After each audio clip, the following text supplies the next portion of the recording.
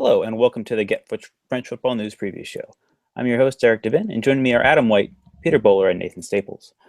Before we get started on previewing the weekend's matches, let's take a brief look at the results from Matchday 5, which were generally kind to Ligue 1's European representatives.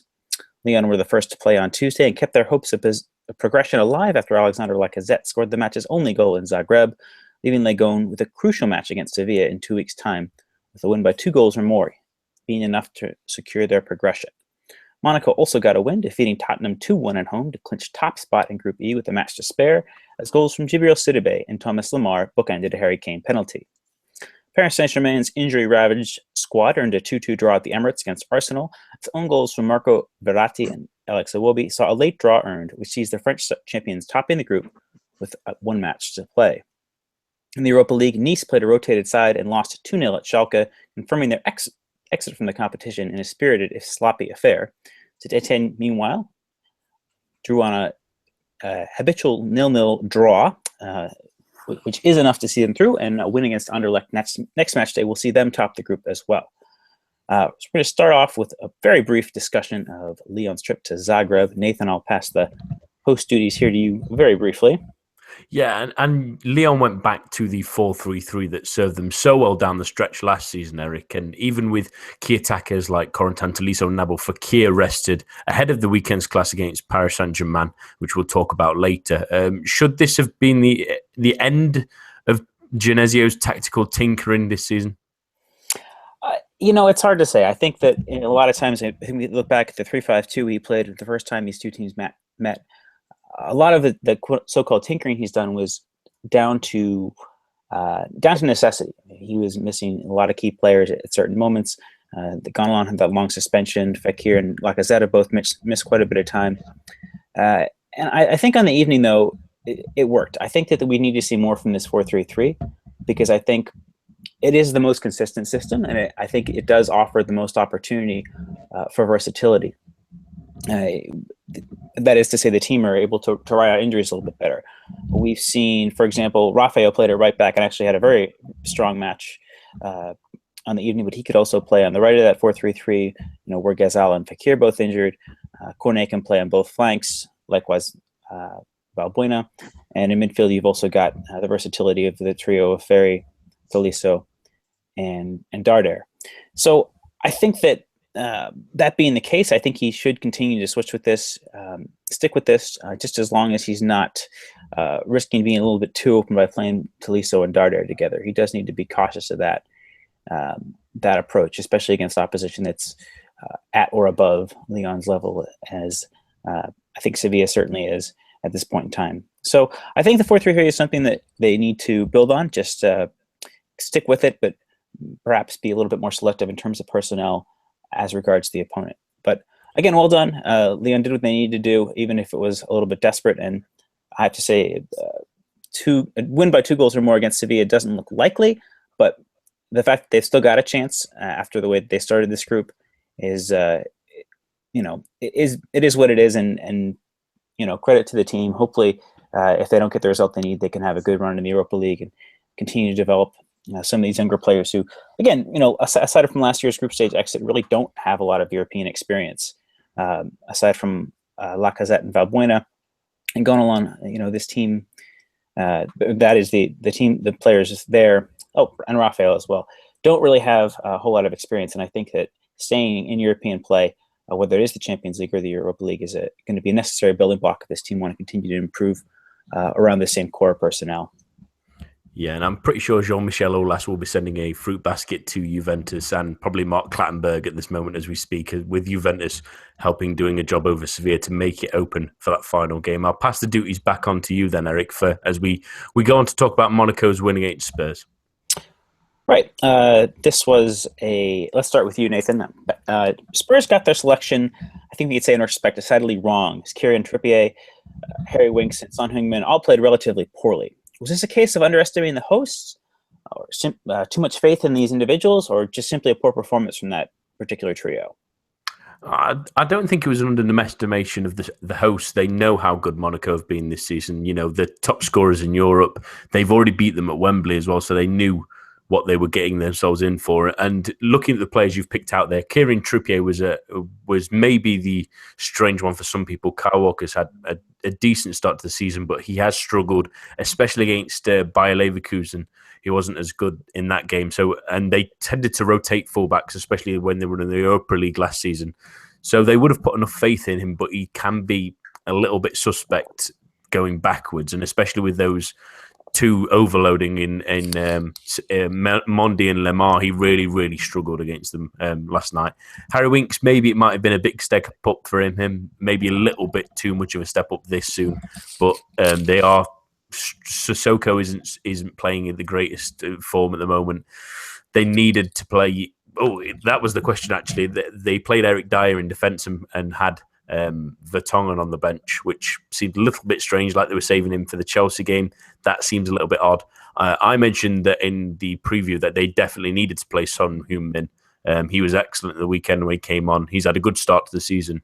He adds an extra dimension to the attacking play when they've really struggled in the final third on occasion, with Eriksen not hitting the ground running, Ali not quite at the level he is, Harry Kane still getting fitness, and they did miss Eric Lamela last night as well. He's injured at the moment. That was a miss, but I don't think it was a case of Pochettino picking the wrong players. I think it was a mixture of them not quite being there, and in all honesty, an excellent Monaco side, which they were really, really good at times. And this could have been 3, 4, 5 if it wasn't for Hugo Lloris, and especially that absolutely sensational save from Kamil Glick. It is a wonder save. It might be the best save of the season so far. It's terrific. Yeah, I wholeheartedly concur there, Nathan.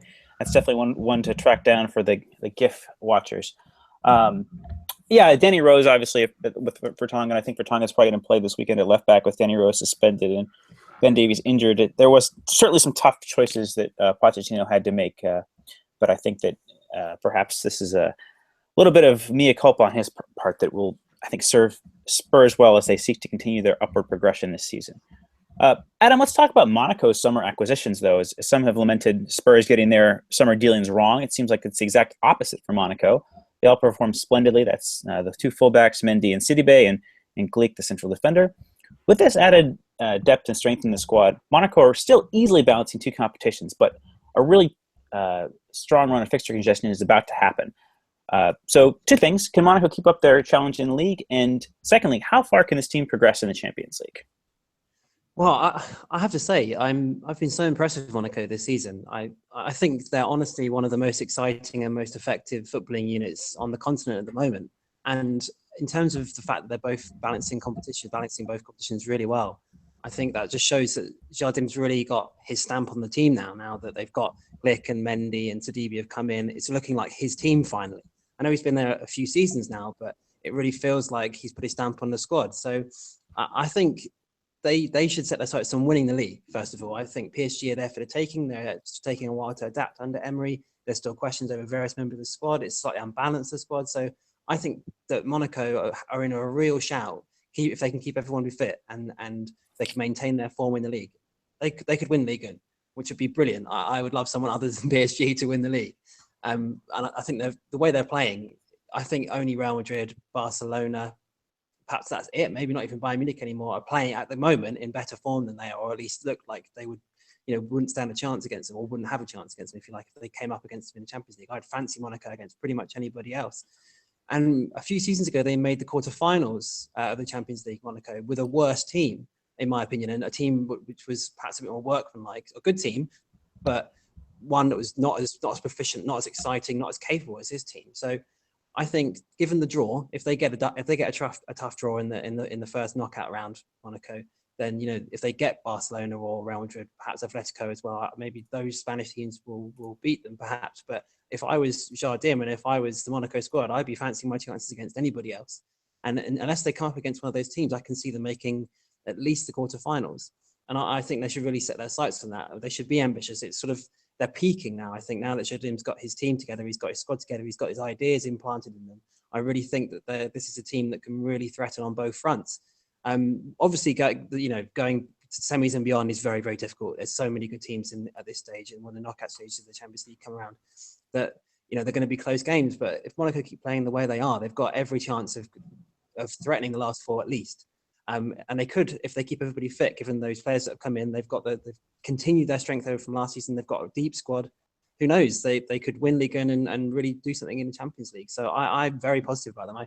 I keep trying to tell my English football supporting fans that English football supporting friends, sorry, that they're the best team to watch at the moment. They're outscoring everybody, and they were going to beat Spurs. I fancy them very much to beat Spurs this week, and they duly obliged. So I think they're a great side, and big things for Jardin this season, I think. I could not agree more. But let's move on to the other match involving French and English teams clashing. Now, Peter, I want to come to you first here. Arsenal were uncharacteristically sloppy on the night, misplacing passes and actually ceding more possession to PSG, even playing at home. Peter, what was wrong with the English team on the evening? Yeah, you're absolutely right, Eric. They did look sloppy and tired for a lot of that game as well. I'm not sure if that's got something to do with the intensity that they've been playing in the Premier League over the last few weeks, but certainly for the last couple of games, Arsenal have looked poor. I think the performance against PSG has a couple of factors to it, really. I think part of it would be the fact that some of the players that started for Arsenal last night have not been featuring for the team regularly, if at all. I mean, obviously, Jenkinson coming in at right back for Hector Bellerin, who's been so important to Arsenal this season, and obviously Olivier Giroud as well found himself in a somewhat unfamiliar place in the starting 11. So I think that's part of it, but also Arsenal were clearly lacking a lot of their usual fluency. The warning signs were there from the start, really, against PSG. Like you mentioned, Laurent Koscielny was spraying loose passes. I think one got picked up by Matuidi, 30 yards from his own goal, and then obviously Francis Coquelin gifted the ball to Cavani in a similar position. So it was sloppy. Really, for me, where Arsenal needed somebody to control that midfield. That midfield something that Peter, you're just cutting out a little bit. they didn't do was the possession stats show. Peter, I'm gonna put you on mute here for a second. You're cutting out, Screaming out unfortunately. for Granit Xhaka. Which made it even more puzzling that Eric, can you mute him from your end? I'm trying to. There we go. All right. So Lucas Moura was superb throughout on the right. Angel Di Maria had been playing there as of late and doing pretty well as well. But the Brazilian is the one member of the squad who definitively seems to have progressed under Emery. Adam, given the Argentines' somewhat indifferent start to this season, who is better suited to play for PSG on the right of that 4-3-3? Well, it's something that I've been thinking about a lot recently because I think they switched around quite a lot. So Lucas started out there this season, Di Maria was on the left, and they ended up switching around recently, and Di Maria has been much better since moving out to the right. So it's clear that both of them prefer and are better on the right-hand side of the attack. And it gets the best out of both of them, but they both can't play there, which is unfortunate. So I think, for me, I think Emery needs to think about getting the best out of sort of the average, if you like, so the average between the two. And I think that Lucas is, although not as effective on the right-hand side, is still relatively effective on the left, whereas Di Maria has been completely ineffective on the left. So for me, I would have to keep Di Maria on the right and Lucas on the left.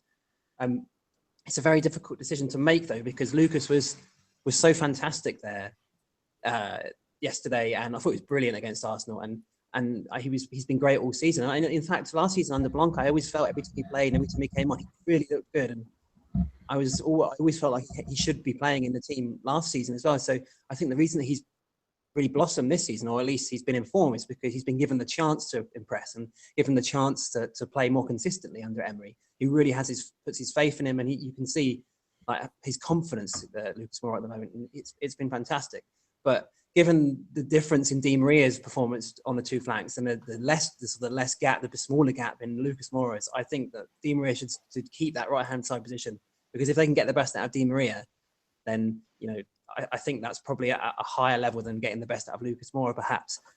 So for me, I'd keep Di Maria on the right, but Lucas has been fantastic. And perhaps even moving Lucas, if they wanted to go 4-2-3-1, perhaps even moving Lucas centrally would be a good idea, because he's so good in central areas, turning and running at defenses, stretching teams, putting centre-backs and full-backs under pressure.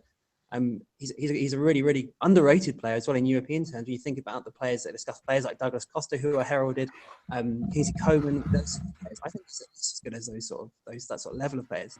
But he goes kind of under the radar, perhaps maybe because he's playing in Ligue 1 and maybe because previous seasons he's been marginalised. But I think he's a brilliant player. But I'd still try and get the best out of Di Maria as best I can, and that might mean that Lucas might have to play second fiddle for a little bit longer. But he's in great form, and he could be a really great player for PSG this season. He really drives the team forward. I think he's fantastic. All right, Nathan, coming on to you. PSG's fullbacks generally sat very high up the pitch. With the pace of Aurier and Kurzawa, tactically this generally isn't an issue, but Meunier and Maxwell are well competent fullbacks, quite a bit slower than the usual starters. Bearing this in mind, should Unai Emery have revised things a little bit in terms of their positioning? Yeah, I think that's a really interesting point to make, because when you think about Arsenal and where some of their strengths lie, and it was obvious in their team selection as well that the pace in Alex Iwobi and Alexis Sanchez is abundant, and it's usually exacerbated by the fact that Monreal's a solid left back, although Gibbs was playing this one.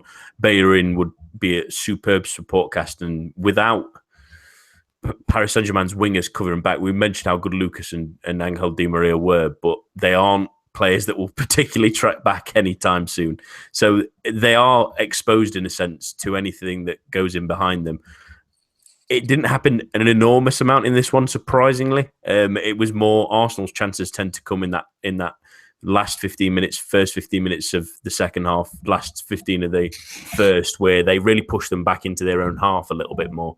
So luckily it wasn't really an enormous issue throughout the game, but it's certainly something Emery should have considered, because, like I said, the pace in those areas, and you mentioned it already, Maxwell and Meunier aren't exactly the most fleet-footed of fullbacks, despite being both competent going forward and backwards. But it's maybe something you should consider, especially if now they're in the knockout rounds. We've mentioned on the main podcast that you aren't likely to get an easy tie in either first or second, depending on who goes through on where, especially because Paris Saint-Germain being a French side with less French teams likely to be in that last 16, it's going to be a lot more difficult for them. So yeah, he needs to, when he can't play likes of Aurier, which was a strange one with his visa issues, and obviously Kurzawa being injured, he needs to be a little bit more aware of his opponent's strengths, because against a better team, if that was against someone like Barcelona who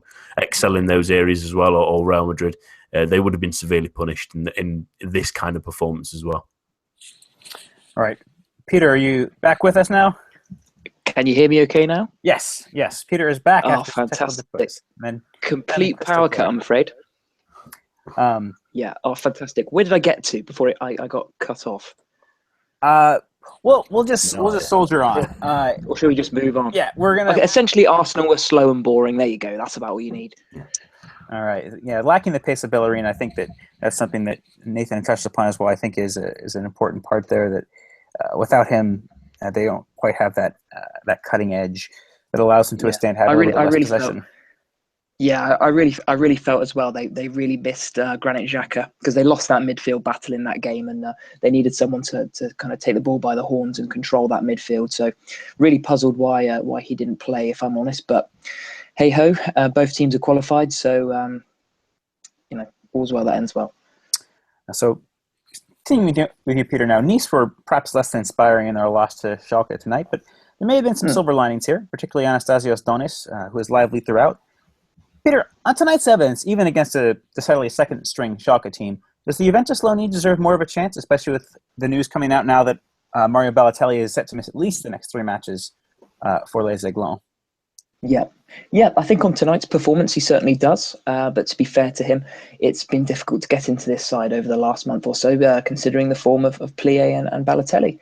I was kind of hoping for big things from Nice tonight, but unfortunately, by the end of the game, I was left feeling a little flat. I don't know about you, Eric. I mean, Nice obviously lined up with their 3-5-2, which was unsurprising. But I was quite shocked to see certain individuals on the bench tonight, Plie, Cyprien, Seri.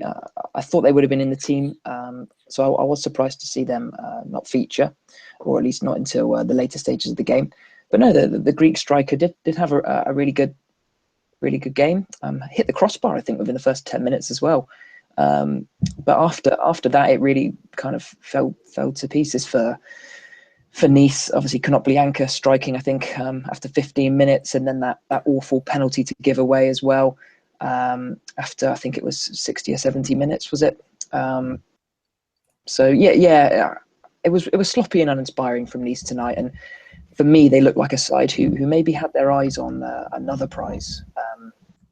And I don't think I can really blame Lucifer for doing that. But he said something quite interesting in his interview after the game. He said, and I quote, "We're out, but we didn't turn in bad performances, and we saw positive things for the future." And I think he's right. I think there's enough to take from that Nice side to make them feel good about the rest of the season, especially when they look at where they are in the league. And I think they can really just focus on their league performances now. Yeah, this Nice team was set up to wave the white flag tonight, I think, from the looks of things. Yeah, I think it'd be difficult to disagree totally with that. So, concluding our European review section, Adam, I want to come on to you. Saint-Etienne played their usual defensive dour style 0-0, but they actually had a decent performance from Oussama Tanan, who I have lambasted in the recent past. But much more surprisingly than the Moroccan, the player on the other wing, I should say, Kevin Monet-Paquet's replacement, young Arnaud Nordin, had a really great match. I think really got at the right back Brosinski of Mainz. Is he someone who should be given perhaps a little bit more of a look in, given how much Saint-Etienne has struggled in terms of scoring? Adam? Possibly. I like him. I like Nordin. I think he's good, but I think it's one of these situations where he's very young. He's still 18, and given that Tanan played well, I was as surprised as you. I think he had a great game. Unlucky to not score and win the game for them at the end. And Monet-Paquet's been in decent form recently as well. That Nordin's not going to be starting for Saint-Etienne very often. Perhaps if they play a 3-5-2 and he wants to use more wing backs, which they've done previously, he may be suited more to a wing back role than Monet-Paquet or Tanan would be.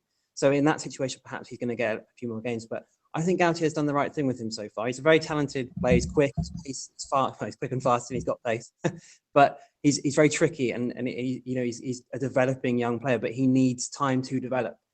So I think he started twice for him. He's come off the bench a few times, and at 18 years old, having not really made an appearance for the senior side before a couple of months ago, I think he's being used in the right way.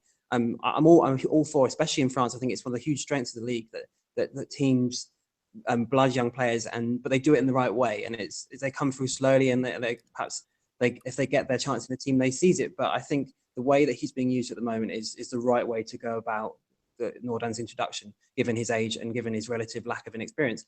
But the fact that there's going to be loads of games this season with them, they'll get through this where they are through now, and the league games where they'll be mounting up before Christmas. The 2 cups are coming soon, so he'll get that experience, and perhaps he's one to look for next season. Maybe if Monet-Paquet or Tanan does move on, maybe he's going to get a few more chances in wider areas next season, because he's got a long way to go, and there's a risk of throwing him in too early, and he maybe has a few bad games and he gets put under pressure and his confidence gets knocked, which when you're so young is crucial to your footballing development. So I'd like to see him play, but I wouldn't say that he should be in with starting games just yet, unless it's in a cup perhaps, or to bring him on to maybe affect teams and stretch teams later in games to start with. But he's definitely one that Gautier can sort of think about for next season, assuming Gautier is still there next season, because he's a talent, and that's what French football's great at, is bringing those talents through. And I think he's possibly another one, and Saint-Etienne will be excited to see how he develops in the next few months. But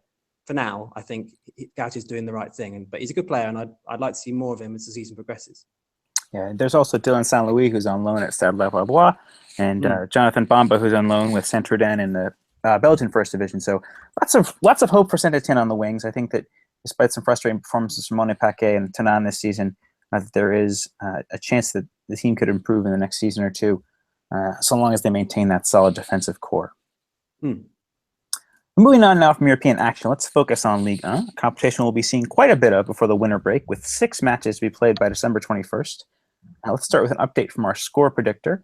Nathan was absent, seeing some football in Germany last weekend, but didn't slip too far behind. So last week saw me capture 5 points, Peter capture 7, and Adam capture 7 as well. That leaves us with Adam on 34, myself on 30, Nathan on 25, and Peter on 19. Again, 3 points. You're closer than you were. It's 3 points for missed a week. it's 3 points for a correct score, 1 point for a correct result. And just because there is a really big match this weekend in Ligue, we are going to only focus on 3 matches this week. The first match to take a look at is tomorrow, Rennes versus Toulouse. And I wrote this week in my Ligue review column about how Rennes has suffered from a lack of a decent striker in Christian Gourcuff's 4-4-1-1. I wanted to open this to all of you. We'll start with you, Nathan. Does Gourcuff need to change his system to suit the personality he has, or have injuries to the likes of Wesley Said, who's had a decent start to the season, and Paul-Georges Intep limited his team's potential playing in the system? It's a tough one, I think. The main issue, even with the injury to Wesley Said, is I don't think they've got a good enough frontman to be a striker on his own. I don't think Giovanni Sio's shown me enough in the last year or so to prove that he deserves it. Wesley Said has had some okay performances, but again, they tend to have come when he's come off the bench and they've decided to go with 2 up front. I would like to see them try and shift this formation and try and get the best out of someone like Ntep, who can be a really, really good player on his day. I want to get his name right as well. It's the young winger who keeps coming on and scoring. Diakabi. Yes, yeah. I would like to see him start more often as well. He's really impressed me whenever he's come on. I don't want to compare him to the very good player that they had last season, but he does have that injection that that Ousmane Dembele gave them last year, which is he's not obviously as technically good, and he's I don't think he's anywhere near the quality he has, but he does seem to add a pace. He does seem to add an ingenuity and a self-belief to this Rennes team that can look really stagnant at times. So I would like to try and see them use those wide players that can be real goal scorers. They've both scored a couple of goals this season. Try and get the most out of them. How he does that, is it in a 4-3-3? Do you play a 4-2-3-1? It depends on what he feels most secure in. But I would try something like that, because without a recognised goal scorer and a strong front man, they are struggling to really put away teams. And against the Toulouse side that are slipping a little bit, it may be time to experiment a little bit more to see if they can push further towards their European places. All right, Peter, what's your take on Rennes' situation? This, again, is a team which spent quite a bit of money under Philippe Montagnier and challenged for Europe to the bitter end last season, but perhaps should be doing better given the resources they have in comparison to other clubs in the league.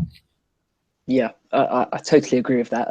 I also think the other problem is the system. The 4-4-1-1, which Gourcuff seems to stick with, is something that focuses on a kind of counter-attacking defensive mentality. So it's not surprising that the football is the way it is at the moment.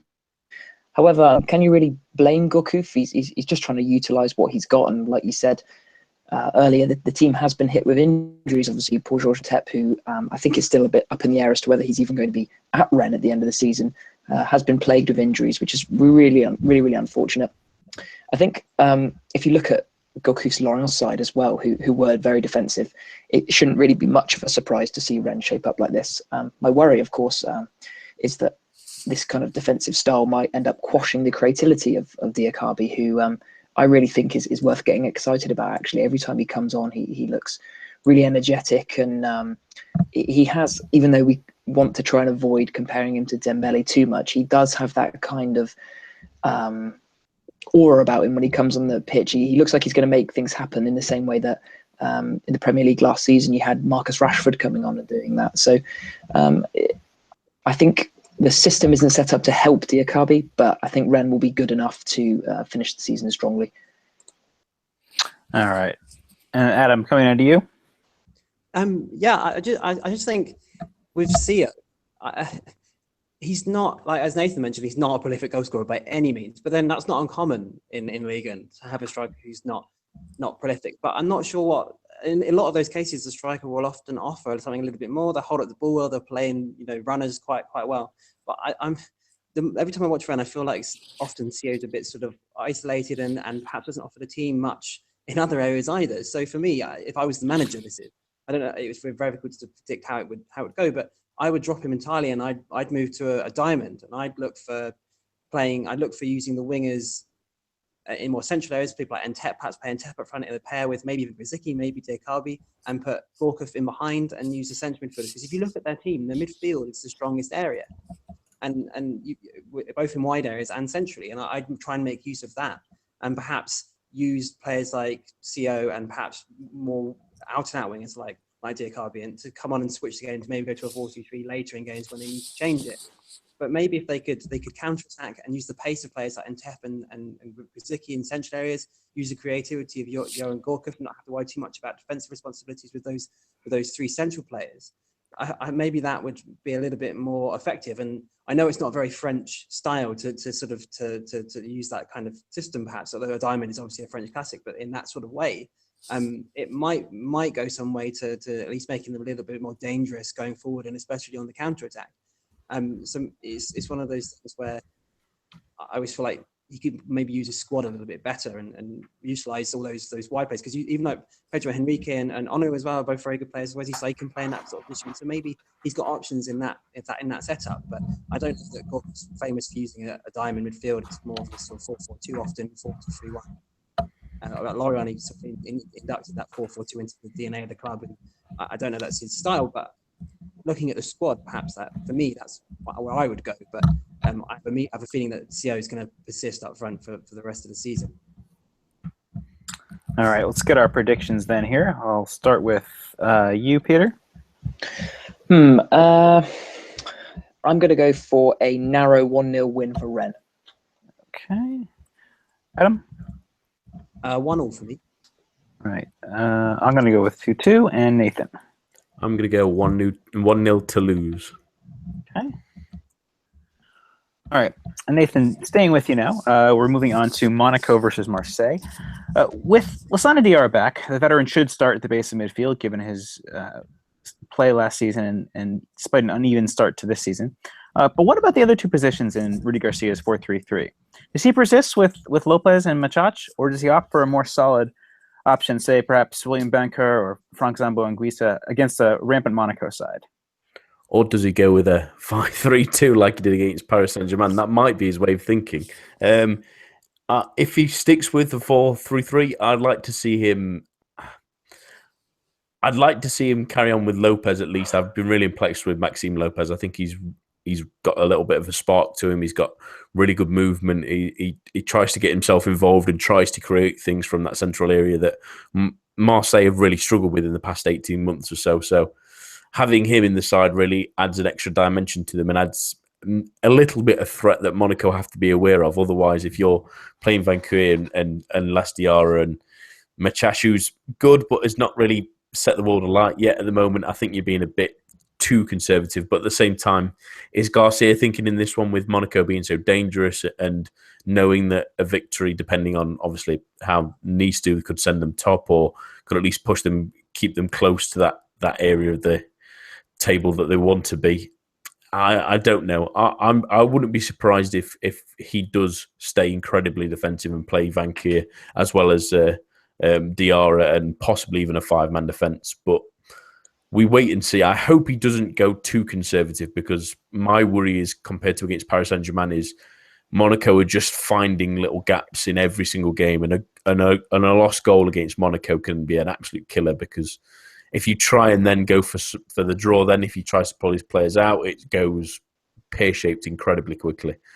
So he's got a real balancing act to do with. I would try my best not to be too conservative and try and put the pressure on Monaco a little bit in this one, and try and see how his team's going as we head to that long stretch before the January transfer window. Try and make a summation of how good his squad is against probably the best team in Ligue 1 and one of the best teams in Europe at the moment. All right, Peter, what about you? With midweek fixtures looming, Monaco are about to be very busy in terms of their fixture calendar between now and the end of the year. Is this a match to play a rotated side for Leonardo Jardim, or do L'OM deserve more respect? I think Monaco will play a strong side, both on the basis that they're playing one of the biggest teams in France, no matter how badly Marseille have played this season, and also for the facts and the reasons that Adam suggested earlier. They're not top of the league. They're chasing points. They're chasing Nice, and I think after the Champions League outings, obviously the performance against Tottenham, I wouldn't be so surprised to see maybe one or two players miss out purely from a kind of fitness perspective. But no, I would suspect to see a Monaco side that is of full strength, and I don't think that they'll be resting players at this kind of crucial stage, especially when, like I said, when they're not sat at the top of Liga. All right, moving on now. Adam, Roman Alessandrini has been a regular since returning to fitness on the left of that 4-3-3, but he struggled in that position. He is admittedly better on the right if we think back to his time under Bielsa and as well as his time at Rennes. But Thauvin has been too good there on the right to date. Does Alessandrini need to change his scenery in terms of his positioning, or could this just be a matter of match fitness? I think you have to say that it would be at least partially a matter of match fitness.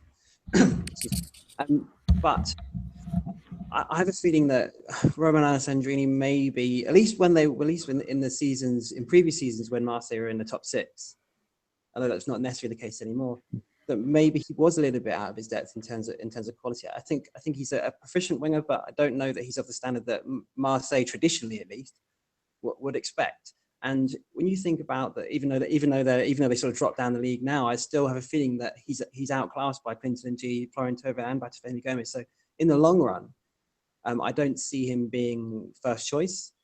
But I think that he's a type of player that could thrive perhaps lower down the league. So I would think that the change of scenery, as you mentioned, might be a better way for him to go. I mean, we'll talk about the January transfer window. There are a lot of clubs that will be looking for a winger, workman like a pacey winger like Alessandrini, who's got a lot of experience and is, lower down the league, could be really effective for teams like Bastia and Lorient, those sort of sides. Because I don't think he's going to be starting for Marseille in their first 11. But you have to give him the benefit of that to some extent, because he was out for a fair amount of time and he struggled to come back. And given that his sort of beginning of the season, that important period when players are really getting up to speed, was curtailed by injury, there's going to be a lot of effect on sort of leftover effects. It will take him a little while to get back to full fitness, but even so, I'm not sure he's of the quality that Marseille fans would expect in the long run. Especially with Thauvin playing so well, I've been surprised really at how well Tauvin's done this season. So for me, Alessandrini should think about trying to revitalise his career and playing every week, because I think he's one of those players that probably could be effective if he in a weaker side, but playing every week and being perhaps a bigger fish, if you like.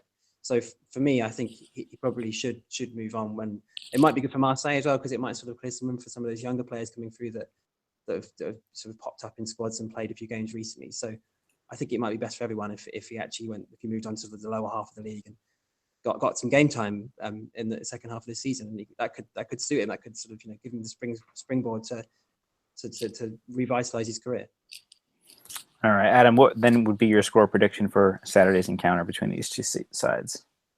2-0 Monaco. Okay. All right, I'll go with 2-1. Nathan? 3-0 Monaco. Okay, and Peter? 3-1 Monaco. And finally, let's look at the weekend's big match. We are a little bit longer than usual today, but I guess with two big Champions League matches and a big league match that might be to be expected, and that is PSG traveling to Lyon. Nathan, the capital club are suffering from a host of injuries, and their reserve options are less than inspiring against Arsenal, in particular Gregor Skrikowiak. Did PSG get their summer spending wrong, and are we finally seeing the effects of that? Yes and no. I think that some of the players they brought in were not quite of the standard that they needed. I think Hesse is an example of that, of a almost panic buy to try and get someone through the door that he doesn't seem to necessarily want to be there if he's not starting. There's no way he's going to get past Lucas and Angel Di Maria at the moment. I don't know why he's really there. Hatem Ben Arfa needs to be given a chance, really, which we've not seen. I don't know why. Is that Hatem Ben Arfa being himself again rather than the Nice Ben Arfa? We don't know. We've not really been privy to that. If he is, then it was a mistake to buy him in the first place because you knew that risk coming into it. And then you think back to someone like Krakowiak, who we've wondered why he's not played, and then he does make a pretty big mistake for the penalty, although it's very, very soft, really, in all honesty. He does catch him, but it's soft. And he does make a couple of key mistakes. But again, is that because of game time? Because we know how good he can be. I didn't think that him and Motta necessarily together really worked, although Motta was decent in the first half, I thought, in distribution terms, but it was maybe a little bit too defensive. And Mounier, I think Mounier is pretty good, especially as he's always going to play as a replacement for Aurier, especially when the African Cup of Nations comes around. But in all honesty, they needed another striker so they could take some pressure off Cavani, who, yes, he scored plenty of goals, but there's been plenty of really key misses. There was a couple more last night that could have won the game for them in the end. They needed a little bit more structure to the spending, I think, and Emery just needs to find a way to fit them in and try and get them playing football. At the moment, he's really struggling to work out what his best 11 is. That's too clear, especially from his reserve options not really playing well when they're called upon, because he doesn't seem to trust anyone at the moment. So it's a yes and no question. Yes, I think they brought some of the wrong players and should have brought in extras. But at the same time, Emery needs to do a little bit more for me. All right, Adam, Lyon have improved their form of late, particularly down to their two young defenders, Moutar Diakabi and Emmanuel Mamana. Now, the Argentine is a doubt due to a knock that saw him miss this week's game, but can the hosts keep PSG at bay, which is a seeming necessity at this point given their own uneven attack?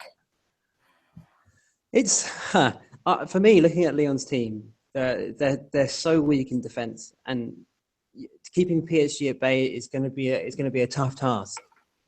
I imagine there's going to be a fair few goals in this game, partially for that reason. But the issue at the back is they're lacking a first choice back four, and it's very difficult to see whether even Genesio knows what his first choice back four is. When you think about players like Raphael, who continues to be a bit of a liability, got sent off against Toulouse, is good going forward, but not great positionally.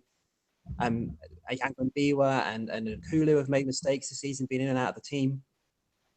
Diakabi's come in, he's only 19, but he's performed relatively well. Jalle's been out injured. Something I would like to see, you mentioned him there, would be perhaps they need to have a focal point for this defence. And I would like to see Emmanuel Mamana given more responsibility. Perhaps he should be the first choice centre-back, and at least as it stands, they could build the team right now. I was speaking to our former Argentine analyst, and he was telling me about Mamana, who used to play at River Plate, and he said that he actually, unfortunately, is an orphan. He lost both his parents when he was quite young, and he was sort of forced to grow up quite quickly. And he's sort of but comparatively so for someone that's only 20, is quite a wise old head. He's got a long-term girlfriend, and he sort of lives with his girlfriend's parents. And they've all moved. Him and his girlfriend have moved to France together, so he's more responsible perhaps than the average 20-year-old, and perhaps more has had unfortunately to grow up quite quickly. So I think that comes through a little bit in his performances. He's made a few mistakes, but he looks comfortable, he looks composed, and he's a solid defender. So I think, given the weakness of their back four, I'd like to see Mamana given more responsibility and perhaps build that back four around him for now. Perhaps it's still an area they need to strengthen in the winter, and perhaps next summer more specifically. But I think he's a player that could really develop into a very, very good league and centre back, if not more so, and not sort of beyond that.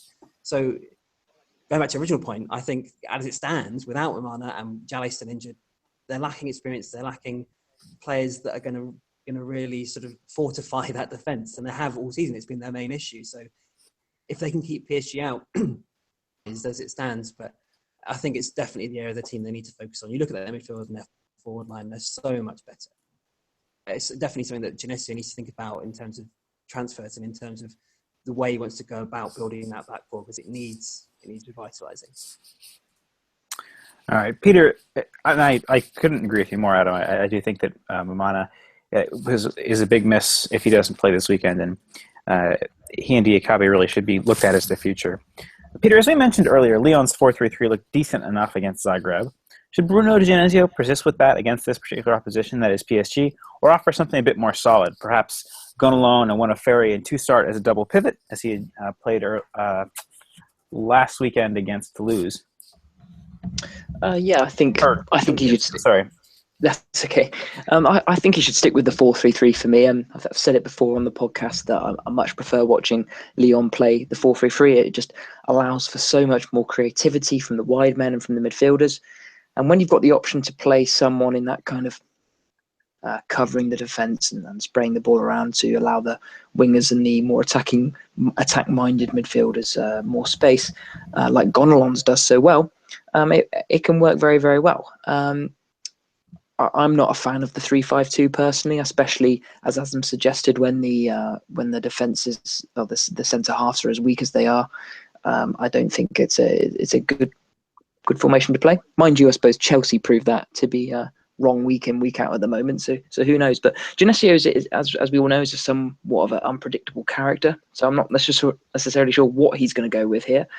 He might look at PSG's goal scoring form at the moment and think maybe he wants to go with something more defensive. But for me, Lyon need to get some points on the board, and they're not going to do that by sticking 5 at the back. So I think they'll go 4-3-3, or at least that they should go for 4-3-3. All right. And predictions then. Peter, we'll start with you. Seeing as this is looking like being the most exciting game of the weekend, I'll go for a 0-0 draw. All right. Nathan? I'm going 1-0. Okay. Adam? 2-1 Lyon. All right. I'll go 1-0 PSG. All right. Well, that is all for this week. Be sure to join us on Monday for our regular pod hosted by Nathan with myself and Philip, and we'll be back next week. There are midweek matches in Ligue next weekend, or this upcoming week, so we'll be recapping a select couple of those, as well as looking forward to Matchday 16, which is set to continue next weekend. That's all for now.